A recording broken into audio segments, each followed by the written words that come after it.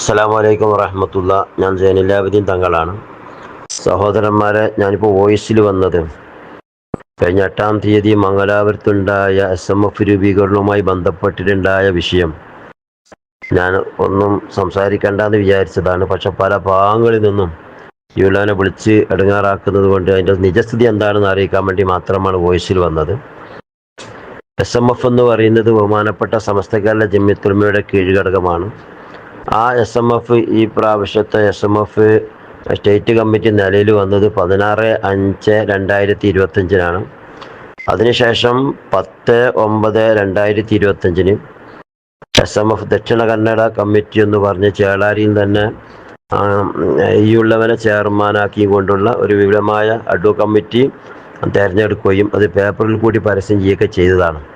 അതിൻ്റെ അടിസ്ഥാനത്തിൽ 8-ാം തീയതി ബുധനാഴ്ച SMFൻ്റെ യോഗം വിളിക്കുകയും ആ യോഗത്തിലേക്ക് വേണ്ടി ഏകദേശം 10-50ഓളം മാലിന്യങ്ങളെ അറിയിക്കുകയും അതുപോലെ തന്നെ ഉമറാക്കളെയും അതുപോലെ തന്നെ ഉലമാക്കളെയൊക്കെ അറിയിച്ചതാണ്.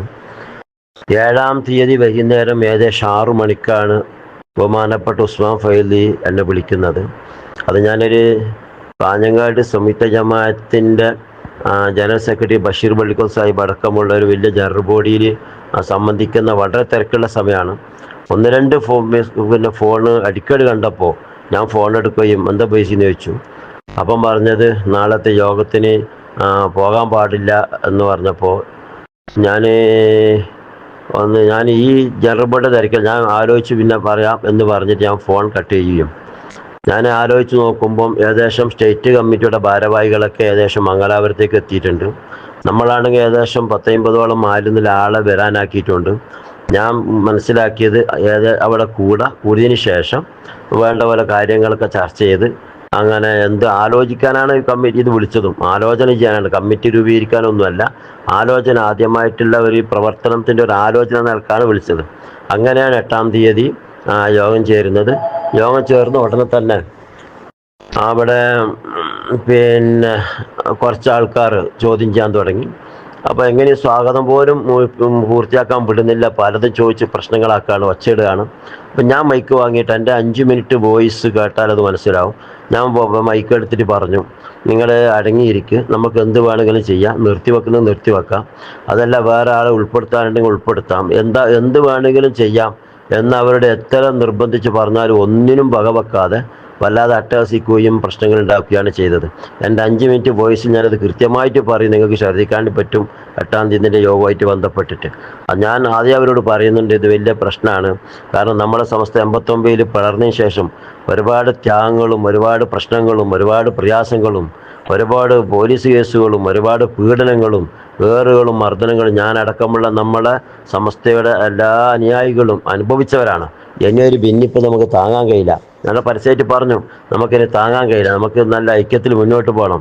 ബഹുമാനപ്പെട്ട സീദുൽ അലമിയും പാണക്കാട് സീതന്മാരും പണ്ട് കാലം മുതലേ നമ്മളെ നയിച്ചതുപോലെ നമ്മൾ മുന്നോട്ട് പോകണം.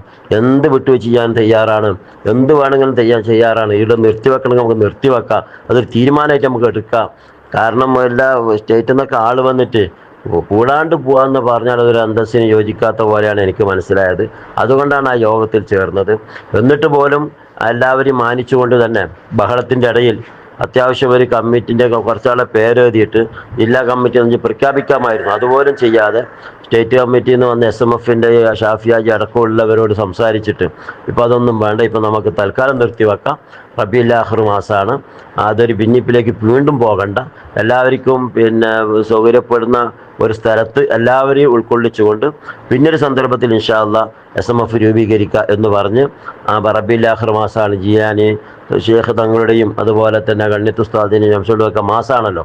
ഒരു യാസീനോദി പിരിയാമെന്ന നിലക്ക് പിന്നെ യാസീനോദി പിരിഞ്ഞതാണ്.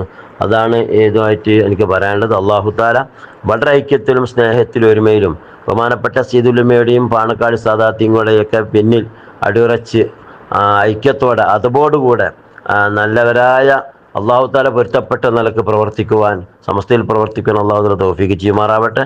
100-ാം വാർഷികവുമായി ബന്ധപ്പെട്ടതിൻ്റെ പ്രചരണത്തിലൊക്കെ നമുക്ക് ഏർപ്പെടേണ്ടതുണ്ട്. എല്ലാം അള്ളാഹു തആല വിജയിപ്പിക്കുമാറാവട്ടെ. അസ്സലാമു അലൈക്കും വറഹ്മത്തുള്ളാഹി.